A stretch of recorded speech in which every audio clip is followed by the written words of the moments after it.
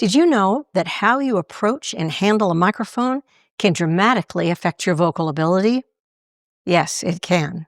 The right mic techniques can increase your vocal control, strain-free access to your lowest and highest notes, precision of pitch and rhythmic pocket, execution of vocal licks and runs, degree of tonal resonance, and can even raise your impact on your audience. For this episode, I'm going to cover singing with a mic on stage. So, let's dig in.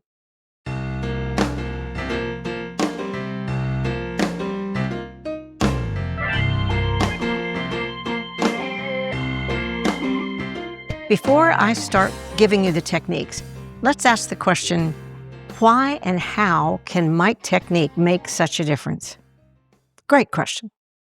It's because how you hold, stand, or sit at a microphone will affect three things. One is breath. Two is throat channel openness. And three is performance impact. Let's break these down. Breath. The mic techniques I'm about to teach you get your head balanced over your tailbone, causing the bottom of your rib cage to widen, which widens and stretches your diaphragm like a taut drum head or trampoline. The wide diaphragm gives you breath control and helps you bring your breath support from low in your pelvic floor instead of at your rib cage. Your engine that powers and protects your voice the best is a controlled and confident compression breath centered in your pelvic floor instead of an uncontrolled wind that blows your vocal cords apart. Number two, throat channel openness. Nobody enjoys feeling their voice or hearing somebody else's voice coming from a tight throat. When the openness of the throat channel is constricted, you sound and feel limited in many ways. Your straining voice gets tired easily, and you're vulnerable to vocal damage. I think I'll stop doing that now. Mic techniques that I'm about to show you can help you pull your throat open instead of push it tight, no matter how loud or soft, high or low you want to sing. When your voice has access to this freedom in your throat, it can choose how and where to open the contours of that channel for the different sounds you want to make, and do it with no strain. Number three, performance impact. The truly successful performer's brass ring is this: to be able to authentically and passionately deliver the message of the song and get the response or impact that you want. This is what gives your voice value. With compression breath and a free throat, your voice feels and sounds great, letting you focus into message delivery mode instead of worrying about how your voice is going to work. When that happens, your stage presence goes through the roof. One more question that I'd like us to consider before we dive in. Do you have to use good mic technique all the time? Heck no. If what you're singing isn't difficult and you'd like to make a grand gesture or a subtle stance for conversational or stagecraft effect, it can be great fun and effective to use the exact opposite of good vocal technique. In fact, I call this deconstructing vocal technique. But for your best singing, and definitely when going for the edges of your range and your so-called money notes, it's best to use these techniques. Okay, here's my first suggestion for using a microphone to raise your vocal ability. Practice in situ. When you practice good mic technique into muscle memory, your posture and your movements of your head and your arms and your hands can help you get your breath and throat right without you having to think about it. In fact, this is why I highly recommend practicing with the mic or mic-like object in the simulated situation or in situ that you'll be in when you perform. If you don't know what situation you'll be in, ask, will I be using a mic or will I be singing a cappella? Will I be holding it or will the mic be on a stand? What kind of stand? Will I play an instrument while singing or not? Practicing in situ should also include the shoes you'll wear on stage if they're very different from your normal footwear. The type of heel is especially important for your body to memorize because it will affect your breath and stability. My second suggestion, eat the mic. In other words, keep the mic screen close to your mouth when singing. Here's the reason. No matter what your live performance situation, you almost always are going to be using a dynamic microphone, which is designed to pick up sound coming directly and closely into it from the front. And that minimizes the extraneous noise coming from outside it and around it. If you get far away from a dynamic mic, it won't pick up the full bandwidth of your voice. You'll sound thin, or the mic may barely pick your voice up at all. You can move it back a little, just don't move it too far. Okay, now here are some specific mic techniques for different live performance situations. We're going to start with when the mic is in your hand. Let's start by talking about how to hold it.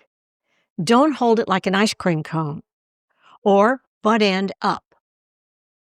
Hold it butt end down about 45 degrees. This gets you in line to pull your voice open and sends your voice through the front of the grill instead of the sides of the mic. Do an experiment. Hold your mic butt end up and notice what happens at the bottom of your rib cage. It collapses probably a little bit, doesn't it? Now drop the butt end to 45 degrees. Make sure not to lean forward, and you're almost certainly to experience your rib cage expanding a little bit. Your head probably moved back too. My next point, don't hold it like you're drying your fingernails. Notice when you do this for a while, just hold it that way for a while. Tension crawls all the way up your arm to your shoulder and into your neck. That's not good for your voice. Okay, and people do that all the time. It drives me crazy.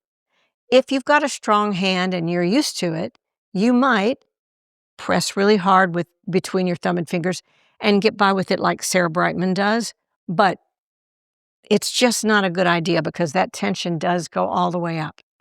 Instead, loosely grip it with your full hand and lightly squeeze it for power. You can even slightly twist to the side like I just did. Do that with a 45-degree tilt of the mic and notice that you get just a bit taller, widening your rib cage and your throat channel and backing your head over your tailbone in the process. Oh my gosh, I just had a breakthrough in a vocal lesson today with a student that reminded me of another thing when it comes to holding a mic in your hands. Don't hold it like this. Even if it's 45 degrees, if your wrist is like this, it's going to get heavy and tension's going to crawl up your arm, up to your shoulder, up your neck, and going to weigh down your rib cage. And that's going to cause all kinds of problems, sneaky problems with your vocal control. Okay, so instead, what do? Crook your wrist just a little bit like that. Just put a little bit, don't have to freeze it. You don't ever want to freeze it, but just make sure that's got a little crook in it, even if you change hands. And then you'll notice that the weight is so much lighter on your arm and you're not going to weigh your rib cage down. So experiment with that crook. What happens is if you're not familiar with holding a mic at all, this is what you do at first a lot of times. So just go ahead and cut to the chase and crook that wrist. Next point, you can change hands with the mic from time to time if your hand gets tired, but don't switch back and forth a lot like some people do because it's so distracting both for the people watching you and really it's distracting for you. Next point, don't lift your chin up high. If you want to lean back for dramatic effect, do so from your hips and legs and keep your head in line with your neck like that. Okay, I call this one of my ninja vocal tricks. Re-pull at cutoff to control the end of a long sustained note. like everything.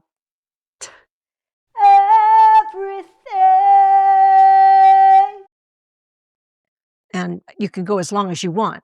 But if you make that little re-pull, you'll be able to control the end of your line perfectly and do exactly what you want and end it just like you want to instead of wish it luck. My next point, if it has one, check the mic's on-off button. And when backstage or walking up the stairs to the stage, remember to assume all mics are live. Watch what you say. And in honor of sound techs everywhere, never point the head of the mic towards a speaker, which will cause horrible feedback and make you their like least favorite person. For your highest or most difficult notes, here are some techniques that work great. Flexibly and levelly point your head down and pull back to power your voice open. Squeeze your butt or press your heel down if you're standing, not your throat for those money notes. Temporarily squeeze the mic handle, but don't let the squeeze get up to your shoulders and neck. If done properly, your hand squeeze should cause your ribcage to widen, not tighten.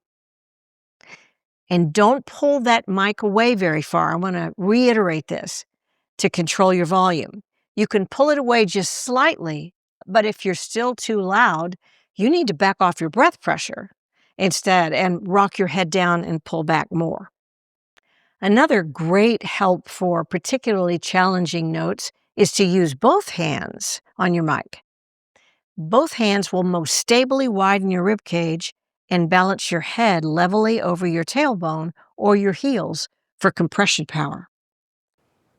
Okay, one more thing. You know the hand that's not on the mic? That hand is useful too. I use this hand to help my voice as well.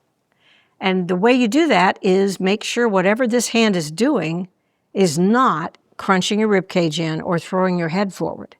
You can make moves like this or like this on your lap, or simply put it behind you with your elbow behind a little bit, or make the grand gesture.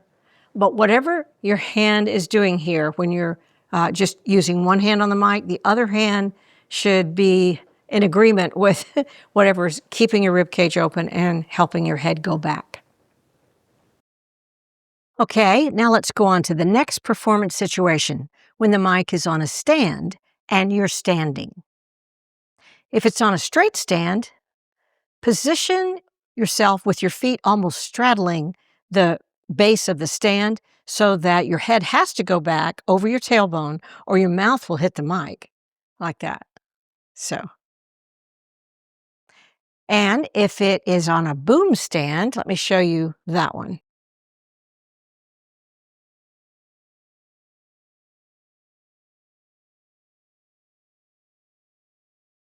First of all, make sure that the cord is over the nut so you're not going to get in the way of it. And bring it down to where it is right in line 45 degrees with your head, like this, so that you can pull like this. If it's a boom stand, you can even move your feet farther in, maybe 1 foot in, a little bit farther than the other one. And then you're really, really stable. So you can use your hands on the vertical pole or the crossbar like that to stabilize your rib cage and widen it. Hand on the mic here or not. Or you can even get really showy with it and do that. But it's all about making sure that your rib cage is being widened no matter what it is that you're doing with it. Okay, at this point, I'm going to play a little part of a video of a song that my husband and I wrote for our last album. And I'm demonstrating some of these things I've just talked about when I'm holding a mic in performance. So see if you can catch some of these things I just talked about in this little video, okay? You wonder how you gave away, but baby, it ain't ever coming home.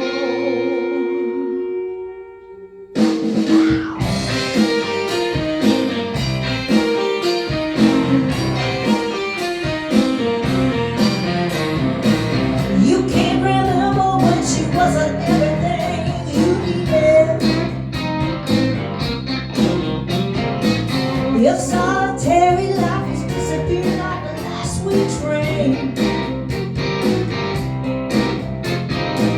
She got you locked in velvet chains, and if you don't believe it, just try to move your heart away from her and feel the pain. You want it back now, but you can't get it. You call it back now, and it won't come. You want it back now, but you can't forget it. You want the heart you gave away, but baby, it ain't never coming home. No. You've grown too close to the sun. Now you're cool, it's coming down.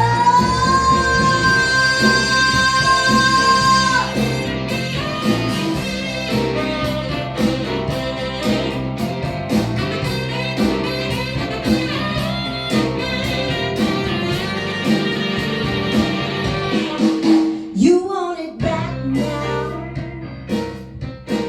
but you can't get it. You call it back now, and it won't come.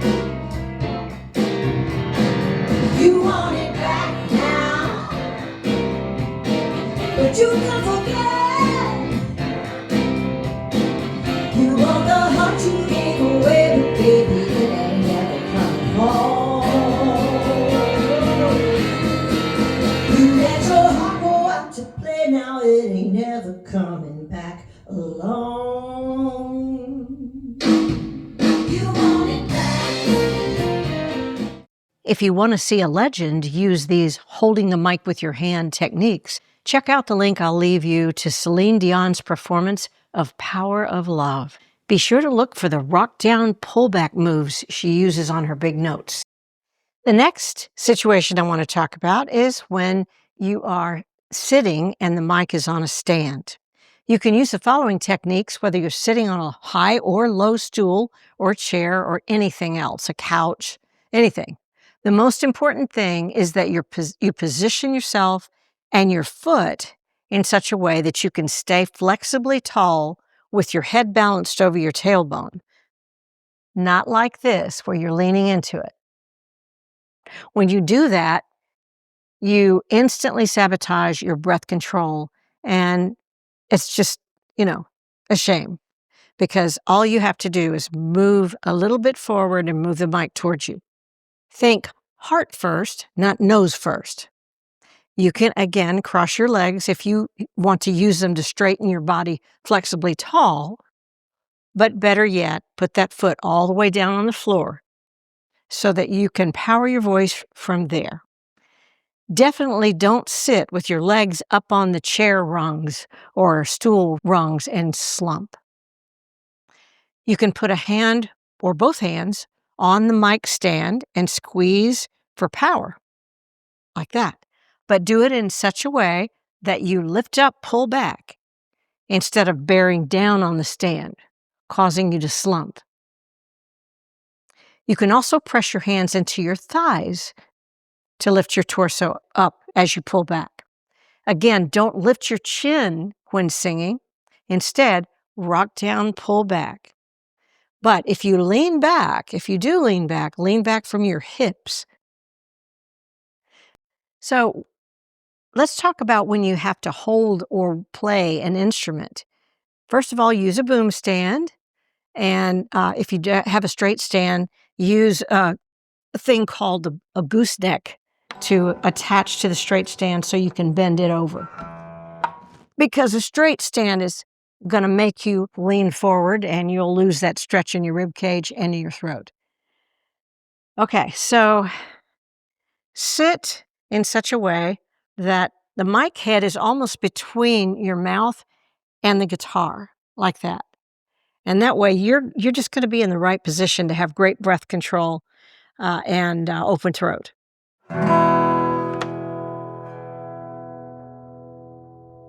Something else I like to do when I've got a guitar is put my foot on the ground, one foot all the way on the ground, and that way I feel like I'm almost standing. And I really use that foot to power my voice instead of using my rib cage at the top of my guitar. If you want to cross your legs, you can do that, but just be careful not to cross them in such a way that makes you slump. Cross them in such a way that you can pull up from there. If you're working with piano, then consider having a stand, a mic stand, a boom stand that comes in from the side like this, because I have worked with far too many that came over the front and sagged down as I performed. And then you're going to go forward and lose your breath control. So you want to move in close enough to the piano so that you can play. You can see your hands, but your mic is 45 degrees. This just really works. And when you're going for something, you can do all that twisting and pulling and moving your head down and back the same way you can with guitar. And if you have to have one that's coming from over you, make sure that it's screwed on tight and that it's not going to sag on you. Okay, here's a song I wrote with my husband for our last album that I performed on piano. See if you can spot some of the techniques that we just talked about. The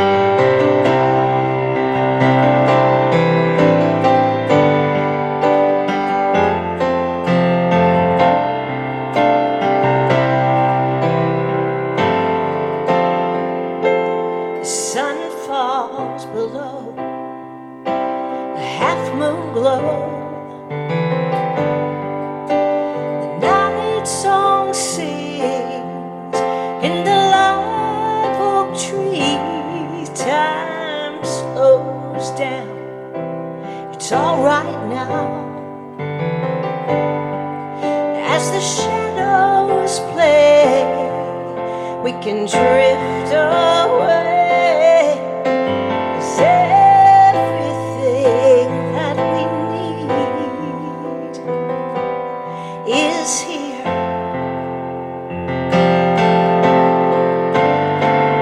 No ache in the heart,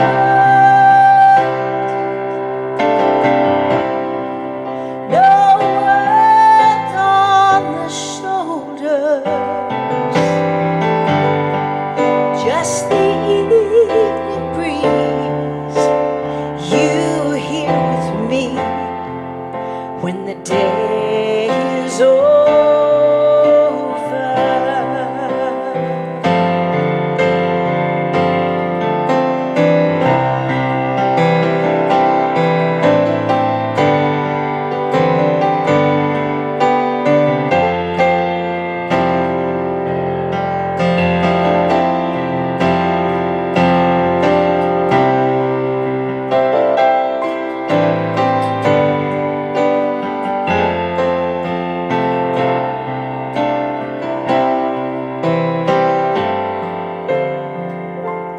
Small talk fades, porch swing sways, stars turn on, all the work is done. Breathing deep to a slow heartbeat, we can just let go, let the river flow.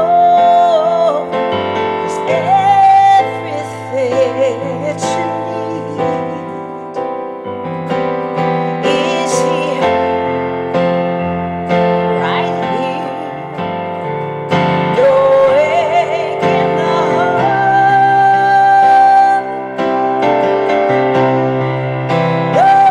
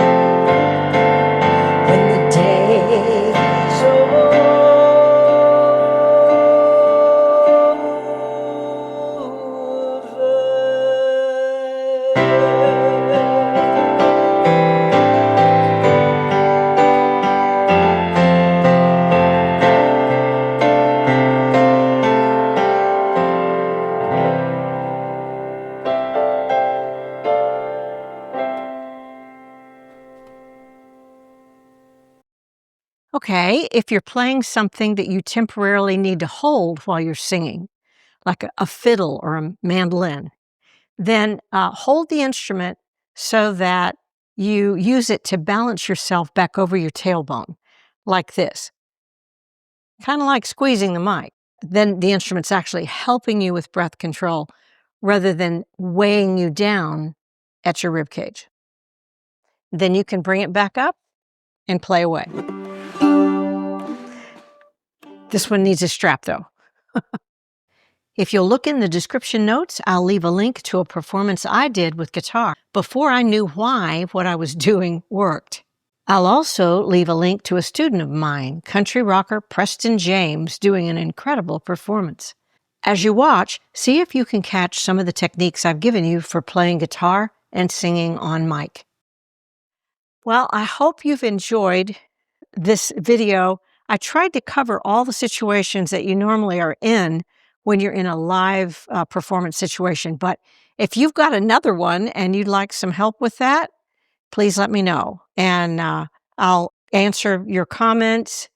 You can also hit me up for a vocal lesson for it. And we'll practice in situ for live performance with a mic.